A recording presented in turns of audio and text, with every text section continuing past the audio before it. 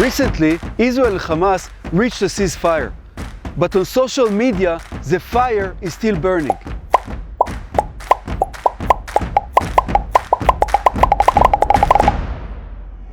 From models to singers, actors and athletes, being an expert on the Middle East is the hottest trend these days. Sharing criticism and opinion is a beautiful right, but what happens when you use that power to obscure reality or err in data in front of millions of followers? I'll tell you what happens. Fake news happens. And today, we set the record straight. The militants from Palestinian groups like Hamas fired over 1,000 rockets towards Israel this week. But one side has suffered over 10 times the casualties, something which speaks to both the severe power imbalance at play. What's your point exactly? If more Israeli citizens had died, would that make it more balanced for your monologue?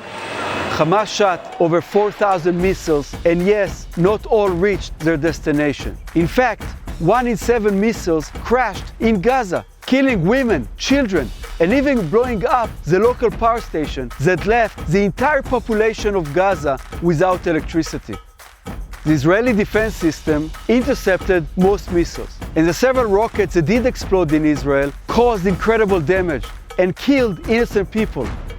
The imbalance you talk about arises from one side that attacks blindly, killing even its own people, and another side that protects all its citizens at all costs. I'll let you guess who is who.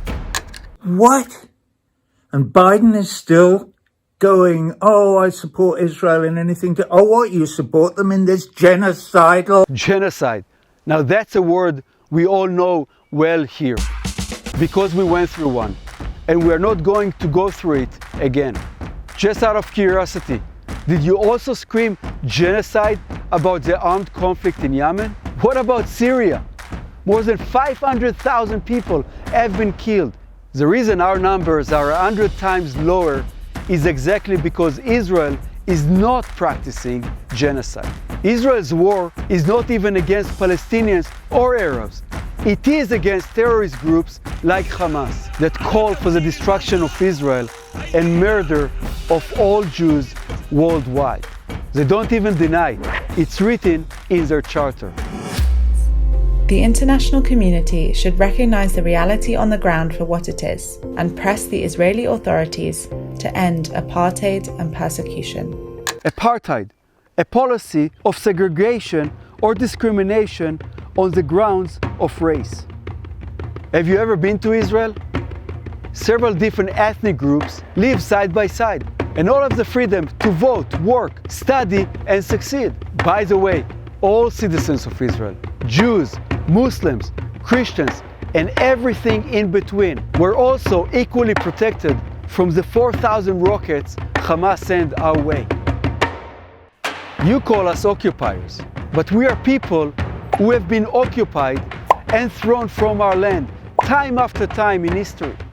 You call us aggressors, but we have reached out for peace and celebrate every signed peace agreement with our Arab neighbors. You call us colonizers, but we have been colonized both in ancient and modern history. You say we perform genocide, but we are the sons and daughters of those who survived the worst genocide in history. For you, it is just a meme, a post, a tweet. For us, it is not.